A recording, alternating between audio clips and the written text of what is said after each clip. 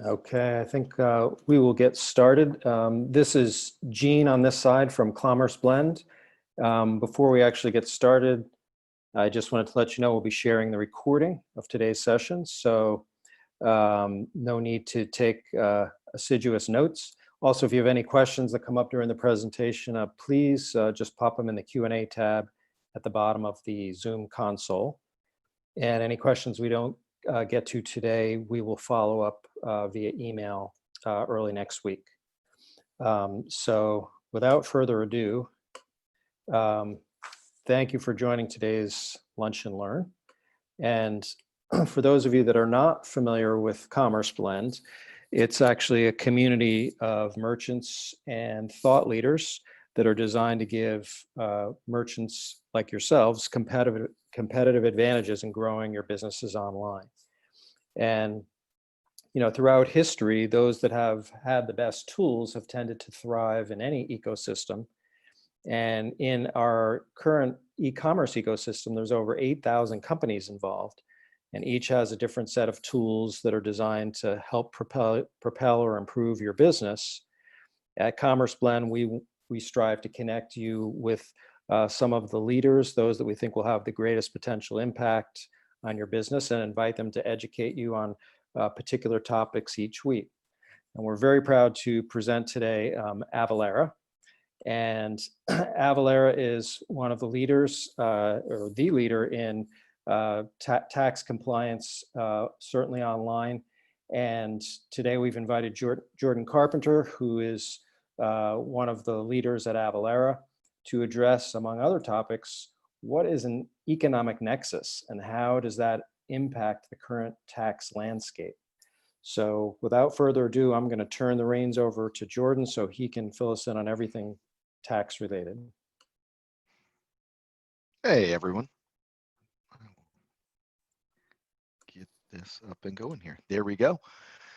So as Gene mentioned, I'm with Avalara. I'm actually one of our strategic alliance managers. So I work within our partner ecosystem, do a lot of educating around tax and around Avalara and really just the benefits of automating as a whole. So today I just wanted to do a high-level overview, or go through a high-level overview of the current state of tax, some recent changes that are at this point impacting almost everyone that is selling, whether that be online or traditionally, I would say, and then just how Avalara can help and some of the benefits that we have. So before we jump into the weeds here, just want to look at Avalara, right?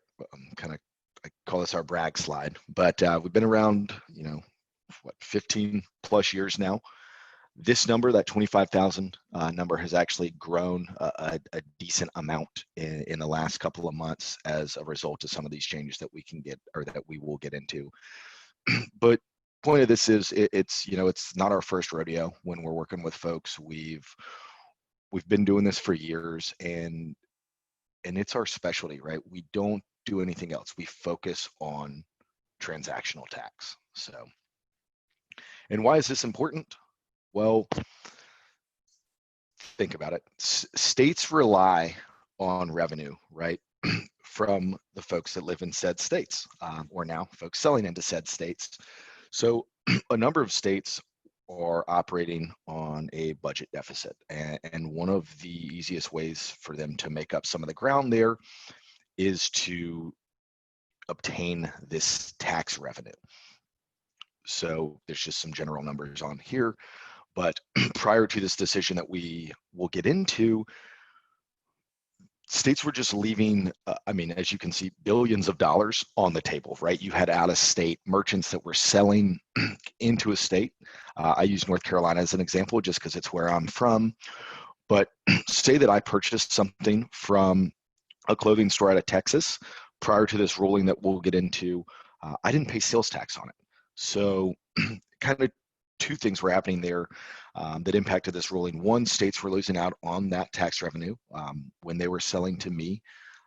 And then two, they really viewed it as an unfair advantage because, although pennies on the dollar, it adds up. If I was going to buy something with a local merchant, I was obviously going to pay tax, right? And so I was going to have to pay a little more than if I was just buying it online and not paying tax. So again, gave a little bit of an unfair advantage, or at least they deemed it did, to e-commerce merchants. So for those of you that aren't familiar with Nexus, Nexus can be defined as the requirement to register, collect, file, and remit sales tax. So think of it as, hey, this is where I need to be registered, and this is where I need to be charging my customers tax. So a couple of big triggers for this is if you own a property, or if you own property in a state. So if you own an office building, if you own a warehouse, if you just own property that's in a warehouse. So this is huge for folks that are utilizing fulfillment by Amazon. Last time I checked, there's somewhere between 30 and 40 warehouses I think now, if not more than that. But if you store goods in those warehouses, that's your physical property that's in that state, and then in turn you have Nexus and you need to register in said state. So this was the law of the land, right? Employees, physical goods, warehouses, etc.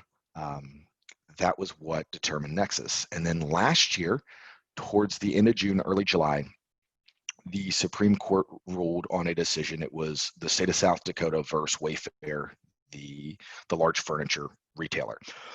They ruled in favor of the state of South Dakota and enacted something called economic nexus, which we're going to get into. But essentially that's saying, hey, if you are a merchant selling into my state and you hit certain thresholds, then you in turn have Nexus, and you're going to need to register, start collecting that tax. And then obviously once you collect it from a consumer, you need to file it and remit it back to the state.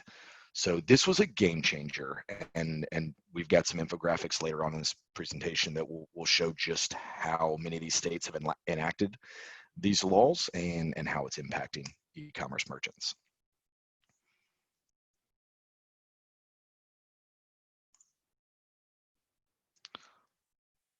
So this is kind of some of the stuff that I'd already hit on. But again, I mean, it was just completely changed the game when it came to dealing with sales tax as a whole and just transactional tax. So a couple of examples here, right? You've got states that looked at this one of two ways or both. So some states said, hey, we're just going to have a revenue volume. So that's somewhere between, most states fall with that $100,000 to $200,000 in sales revenue into their state. California went up to 500. As you can see, Tennessee went up to 500. A lot of these states, and everyone's a little different, but a lot of these states do that on gross sales as well, right? So even if they're not taxable transactions, they still go towards that threshold. Now, a couple of other states, Hawaii being one of them, my home state of North Carolina being another one, they said, hey, we want to not only look at the revenue, but we actually want to look at the transaction volumes. So again, Hawaii and North Carolina, we actually have the exact same rules. So it's $100,000 or 200 transactions. So if I own a company and I sell socks and they're $5 a piece, the minute that I sell 200 of them, I'm hitting that threshold and I need to get registered in said state and start collecting tax. As you can see, the effective dates are across the board. Everyone views these a little bit different, and we've got some educational material that you can always look up on our website that will give you a breakdown of all 41 states that have these rules now. I believe it's 41, and where each of those stands, and track those. Some look at it as a year to date, some look at it as a calendar year. I mean, in good old US sales tax fashion, it's different state to state. And one of the things that's not listed on here, and I myself need to get an update on this after this presentation, but one of the interesting rules that was being looked at, or rulings being looked at, was the state of Kansas. So they deemed these thresholds as an unfair advantage, an unfair advantage to smaller merchants, right? Because they wouldn't hit the threshold, so they didn't have to, in turn, deal with sales tax. So they actually looked at saying that there's just no threshold. If you sell anything into Kansas, you've got to register.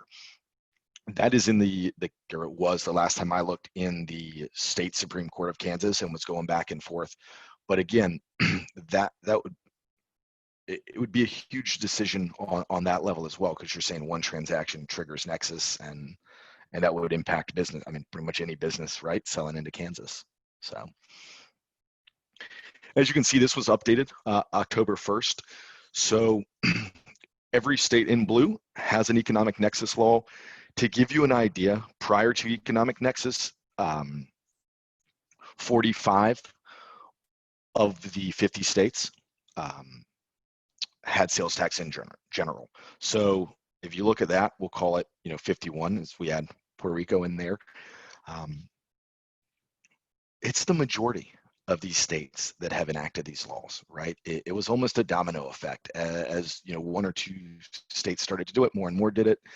They're not going to leave the revenue on the table. We saw those numbers in the earlier slide. I mean, it was a lot of money being left out there. So they're jumping on board. I think, and don't quote me on this, but I believe Florida has already rolled out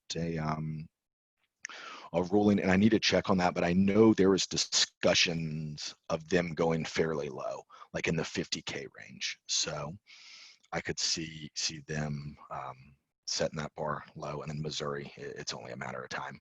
They're actually one of the more complicated states when it comes to sales tax as a whole. So folks see that, and if they're not familiar with it, it's almost this shock of, oh no, what do I do? There's no way I can handle this. Where do I even start? And I always say, hey, take a breath. It's not as crazy as you think. It's not overwhelmingly difficult to deal with, assuming you have the right tools in place, and that's where we come in. So the first thing you need to do, right, and we talked about this, is once you trigger Nexus, you need to register in those states. And just so everyone on the phone now or that's listening to this recording knows, we as an organization, we assist folks with this. So we're going to look at all of your historical transactions, and we're going to help see where, hey, you've got Nexus here, economic Nexus, and hey, you're approaching Nexus in these states. Excuse me. We're also going to look at where you've had physical presence, where you store your goods, the list goes on. We're going to help you determine where you have Nexus. And then as this mentions, we're going to help you get registered in the state. So we'll get you your business license, get your sales tax license, and get you all good to go. So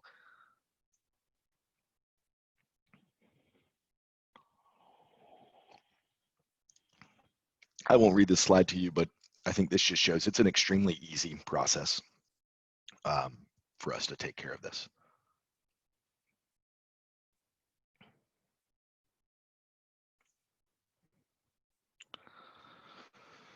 So another big thing that comes up, right, and we talked about this a little bit with gross sales. So, right, we hit on B2C merchants, but what if you don't collect tax?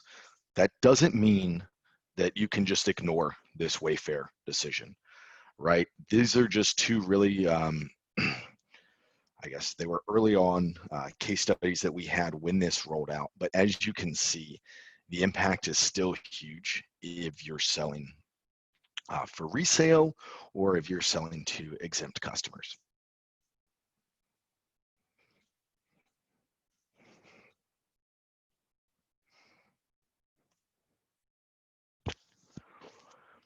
So, right, I alluded to the fact that if you put the right tools in place, it's not crazy. It's not going to be overwhelmingly difficult. Excuse me. We can get you all squared away. So let's look at some of the ways that we help automate this entire process.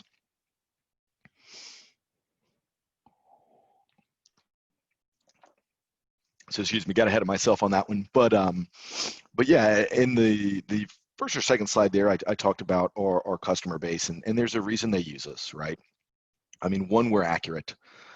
Two, we're efficient. And as you'll see in a later slide, we integrate into by far the largest number of platforms out of any company that works within this space. So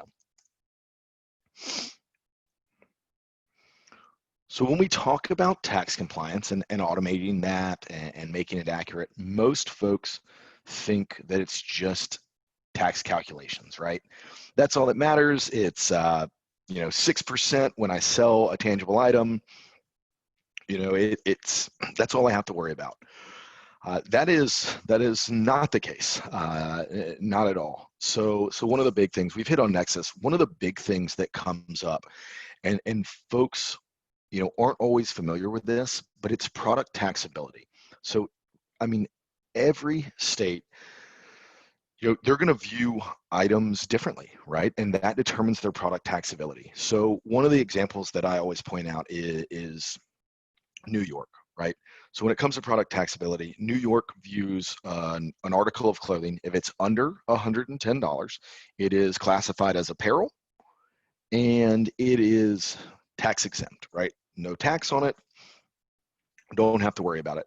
However, let's say that you go somewhere and you're on Madison Avenue and you go in and you get a designer jacket, and that jacket is, or let's say shirt, because jacket's a bad example, but shirt is $200. So it's over that $110 threshold. New York actually then classifies it as a luxury item instead of apparel, and then taxes it. Software is another big example, right? When you look at product taxability, California does not tax software as a service. I'm sure you guys can guess why. I'm sure there's a lot of lobbying going on in California with all of those companies headquartered there, and a reason they don't charge on it. But other states do. Texas, great example. Texas actually charges, unless they've changed this, they charge on 80% of the software sale, and then 20% of that is not taxed. Where they came up with that, I have no idea. It's by far the most unique one that I've seen when it comes to software. But what I wanted to point out is everybody views things differently. Eyeglasses. I'm wearing my glasses now. I believe North Carolina taxes them.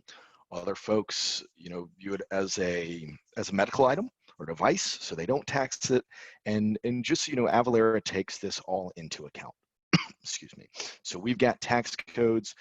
We've got a team in Seattle and in Durham, North Carolina, that's all they do day in and day out is research these codes and make sure that we're updating these rules. So, we hit on this before when I had those two examples of the folks that were impacted that were selling to tax exempt customers. But let's say you've got an item that it is tax exempt. You can't just say, hey, I trust you. We're not going to collect tax from you. You've got to collect what's called an exemption or reseller certificate. And there's different versions for all kinds of things.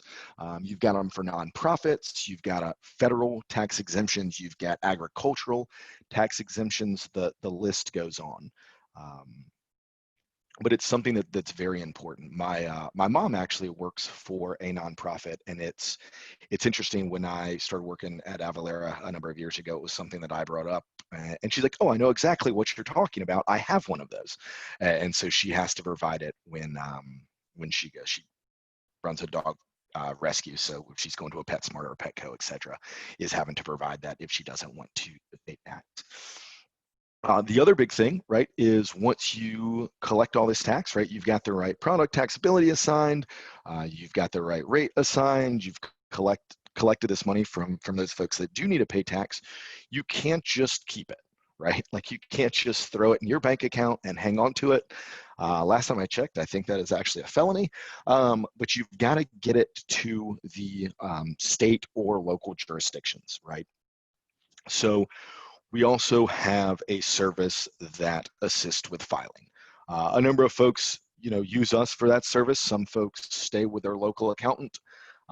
It's really just personal preference on there. I think the importance of this is just making sure that you've got a process in place. So once you're registered in these states and you start collecting tax, you just need to make sure that you're getting it back and you're getting it back correctly to, like I said, those state or local jurisdictions. The other thing I want to hit on, because it does come up, and we never like to see any of our customers audited, but I think it's becoming more and more prevalent. We do have some safeguards in place around that. We've got some settings within our AvaTax, which is our calculation engine, that will allow an auditor to log in and pull the information they're looking for. So a really neat function when it comes to that.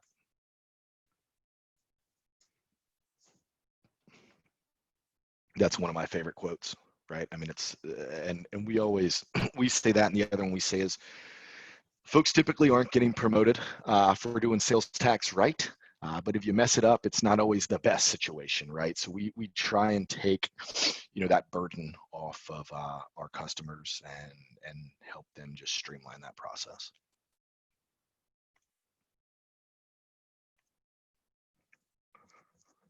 So all the things we talked about before, once you're logged into your AvaTax console, it is very easy to turn on Nexus, right? Or where you need to be registered.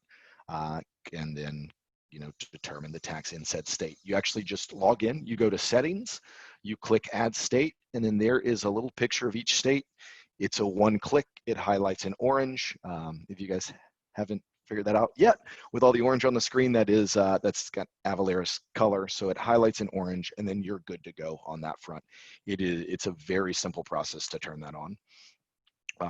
Like I said, with product taxability, we've got the teams in Seattle and in Durham, North Carolina. That's all they do day in and day out, is work with the states, research these rules, changes, and keep these updated. So you don't have to worry about it. You've mapped your product code to our tax code, and you're good to go. We'll take care of all the research and updating for you. One of the big things I want to point out on this is because it comes up almost daily in the conversations I have. So a lot of folks are like, hey, I'm fine. My website, it's set up with zip codes, and we're good to go. And actually, one of my colleagues always mentions this, and it's a great thing. Zip codes were developed by the Postal Service, right? They're set up for mail. They're not tied to tax. And if you ever look at the tax jurisdictions, the large majority of time, North Carolina, we're almost on pace with our zip codes, but most states, there's not an exact overlay. So, for instance, there's usually an infographic I throw up here. It's not in this slide today, but it's a picture of Commerce City, Colorado, and I think there's 7 different tax jurisdictions within the same zip code, and it goes as far as one side of the street has one. And it's actually about 3% higher, and the other side has another. So we're not just looking at zip codes, is where I was getting to with that. We actually use GPS coordinates, lat long, and look right at that at that address, and then assign the right taxability and tax rate based on what jurisdiction it falls into.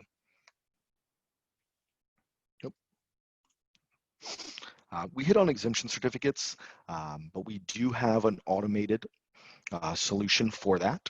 And as there's more B2B merchants that are selling online, we actually have a plugin. It's not on every platform, but on a couple of them, where you can go to checkout and you can click a hyperlink. We can make it say really whatever you want on that, and fill out an exemption certificate on the spot and then store it on the back end. So great for those folks that are selling to exempt customers, or again, if you're primarily selling B2B.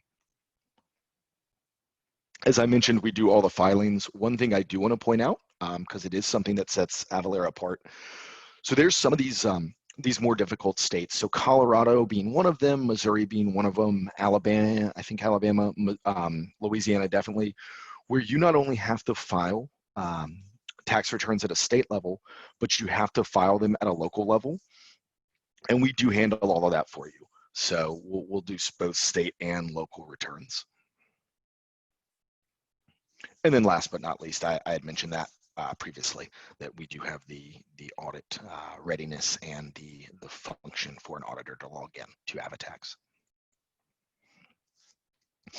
I had mentioned this when we jumped into the section about automating tax, but this just gives you an idea of the different platforms that we plug into. So these are all pre-built integrations. Don't quote me on this. I think that number's at about 725 or 735 right now. These are some of the bigger ones. We also, I will say this, because a lot of times folks don't see, either their platform or backend system on this, or maybe they don't see it on our website. We do have the ability to connect into most systems, assuming they're an open system, right? As long as they're not closed off for a reason, for any reason, we've got an open API. We can plug in there and make that call to our tax engine.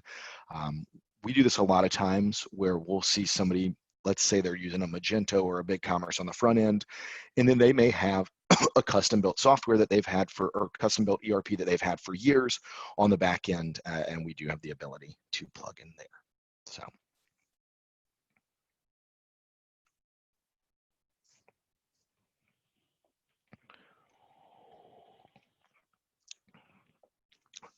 Excuse me. So this is one of the, like I said, one of the things that comes up, more and more often as B2B merchants are selling online, and excuse me, and really even traditionally B2C merchants are running into more and more tax exempt customers, right? You're not limited to the region that you're located in anymore, right? You don't want to give up sales. You want to sell to anyone you can across the US and really globe. And I'll hit on the global piece here as well. But also, you don't want to lose a sale because you don't have the ability to do this. So we've got a couple different ways to collect these certificates. Like I mentioned, that hyperlink that we can put into a checkout process. One of the really cool things, a major office goods store, office product store, national brand that everyone would recognize, they have they're basically handheld, they're tablets, right, where they can show someone in store, right, said tablet, and that person can fill out their exemption certificate on the spot. So again, this is just so we're all on the same page. This is all our functionality, this one slide, for dealing with tax exempt customers, because it's something that, like I said, comes up more and more. The cool thing about this is there's a couple of different tiers that folks can get with us, just kind of depending upon what their needs are and what they're looking for. The base level, I call it more or less a glorified Dropbox. So you can store those certificates electronically. They're just there, they're housed. You can search them, you can update them. If you want to go, to the other end of the spectrum, you can outsource all of that to us. We'll update or upload all of your old certificates, or current certificates, I should say. We'll do all the updating for you. The correspondence to your customers, so on and so forth. This comes up quite a bit because typically those certificates expire every 3 years. You do have different rules per state. Kind of like with traditional sales tax. Florida, for example, I believe they expire yearly. And so you've got to stay on top of this. I will say this is something, and again, I don't want anybody that we work with to get audited, but it's just, it's inevitably, they're going to come knocking at some point. And that is something that in all my dealings, it's one of the first things they go for. They look for these certificates. It's something that most people don't stay on top of. And I say this partially as a joke, but partially, it's come up in conversation where I'm talking to folks and I'm like, hey, how are you handling this at the moment? And it's, hey, we have a filing cabinet with these certificates thrown in there. I know for a fact that was my my grandparents used to run a garden center, and they had to deal with some of these, and they were thrown in like an old banker's box in the back of the office. So whether they were updated or not, I can almost guarantee they weren't. And so it's definitely something here where you can automate it and make that process a whole lot easier. I hit on this a little bit, but just a couple things to look at. If either you yourself are selling to these types of businesses, or if the merchants you're working with are selling to these types of businesses, it's definitely a time to look at how you're managing exemption certificates or reseller certificates. So manufacturing, I'll just hit on a couple of these. Manufacturing, huge, right? Typically you're manufacturing a good, you're selling it for resale. You've got to make sure you have that certificate. I would say the large majority, if not all, of religious organizations are not required to pay tax within the US. So you want to make sure you're collecting that. And then nonprofits and charities typically are not running into that. So just, again, stuff you want to stay on top of and be on the lookout for. So we talked a lot about the software, right? We talked about the, what AvaTax does from a calculations piece, how you can turn on Nexus, how we deal with exemption certificates, but these are a couple of other products offerings we have, right? So the softwares are our main piece. But like I mentioned earlier on, if you're not sure where you have Nexus, we've got studies that can help determine that. Something that comes up quite a bit with us is folks realize that maybe they've had Nexus in a state for some years now, and they owe some back taxes. So we can help with those back filing. We have a back filing service. We also can help with VDAs or voluntary disclosure agreements, where we will essentially go to the state on your behalf, negotiate with them on those back taxes and come to an agreement. The other big thing I wanted to point out, right, because I threw some maps up there of the U.S. and when I was referencing states, it was the U.S. But along with all of that and these services, we do have some global capabilities. So we assist with VAT tax throughout Europe. We assist with Canadian tax, which it isn't nearly as difficult as the U.S., but for a merchant that's maybe based in the U.S. and not familiar with Canadian tax, we do assist a lot on that front. We actually have an office in Brazil and assist with tax throughout South America, and then we have some offices in India as well, and are working on assisting with that. That is as everyone probably knows, that's a rapidly growing market, and they, this year / last year have looked to change their tax setup quite a bit, and so it's something we are assisting with. So one of my favorite things to talk about, right, is I've talked to you guys about Avalara, how we can help, what the tax landscape looks like now, and you might be saying, hey, that's great. Well, what I need to automate, what's it going to cost me? What's it going to cost the merchant that I'm working with? So again, one of my favorite things, and something that Avalara is part of, is SST, or Streamline Sales Tax. So this is, and you guys can also, if you just Google this, it will actually take you straight to the SST website and walk you through some of the qualifications, but I'll hit this at a high level. Right now, there's 24 member states, and as you can see there, you can offload a lot of this cost onto the government, right? So what they're saying is, hey, you don't have a presence in this state, but you do have these economic nexus, or excuse me, you've hit these economic nexus thresholds. We really want you to file. It's almost an incentive to register and file so that they're getting all of their tax revenue. And again, they're going to assist, I shouldn't say even assist, they're going to pay for you to automate within these states. That SST website will outline everything, but one of the big things to look at is you've got, it kind of disqualifies you if you have payroll of $50,000 or more in that state, so think physical presence, or if you store $50,000 worth of goods or more, again, think physical presence. But if you're just selling into that state, again, it's a huge benefit. Let's just use North Dakota. It's the first one that my eyes went to on this map. They want you to register and remit that tax to them so that they've got that tax revenue. So this is something that we talk to all of our customers about and bring up. Gene and I were actually talking the other day about this. I've seen this cut the price of an Avalara deal up to 75%. So it's a huge, huge, huge benefit to folks that utilize this. And again, anybody that talks to Avalara, we're going to walk, I encourage you to go look at the SST website, but we're going to walk you through everything to see if you qualify.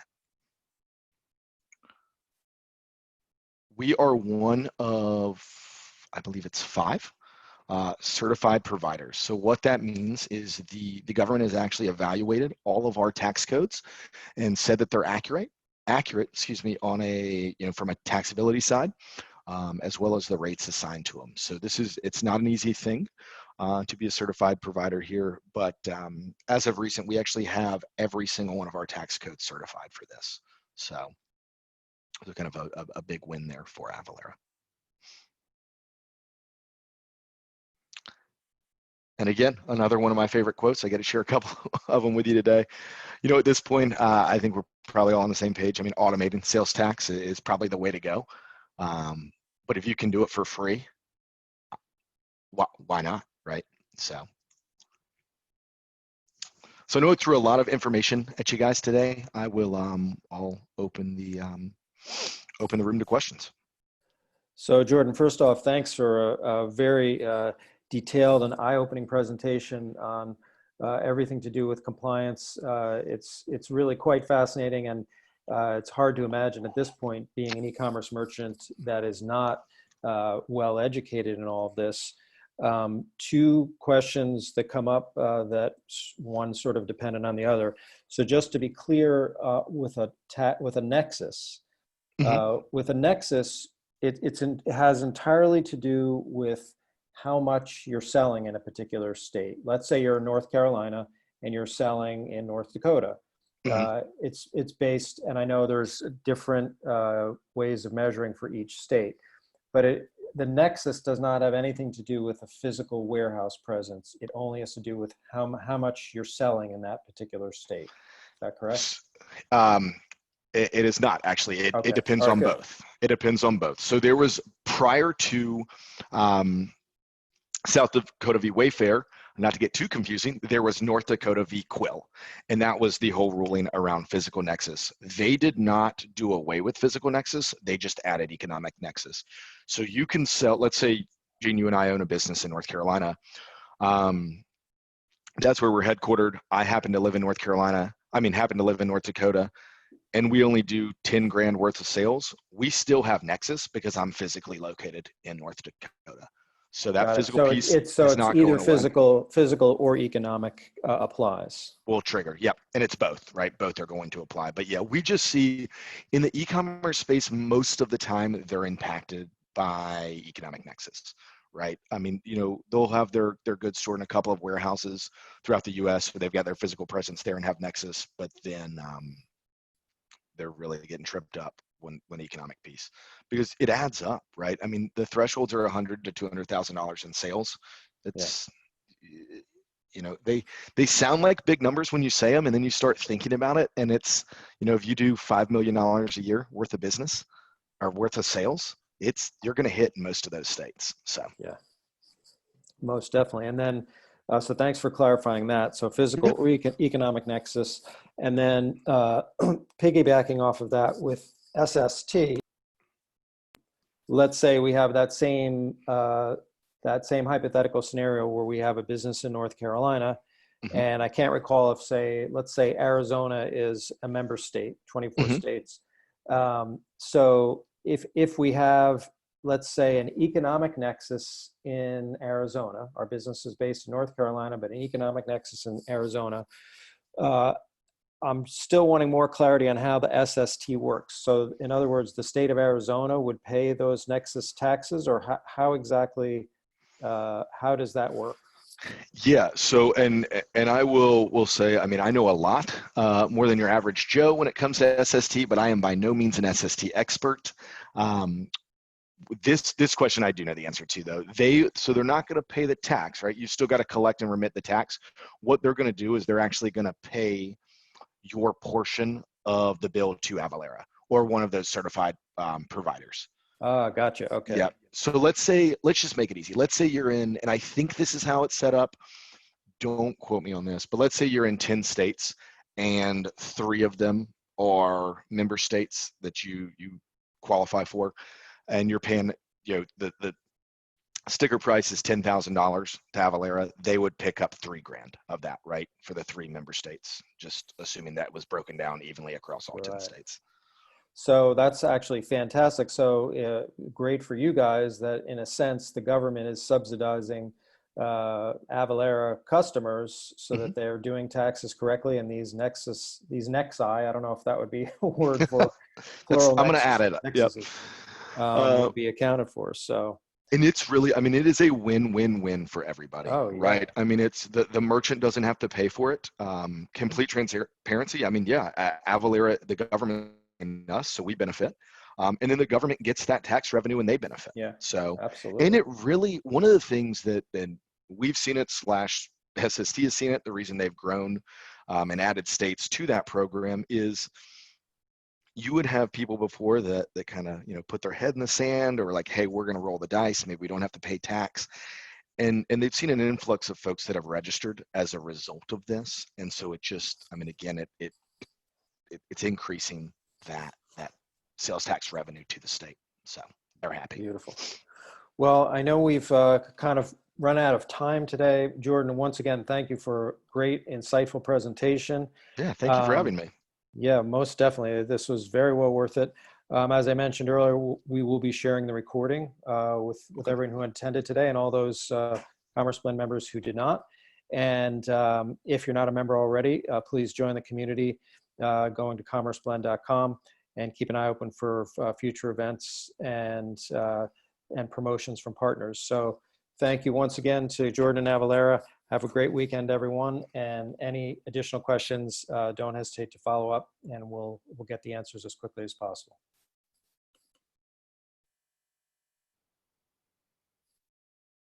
Thanks, everybody.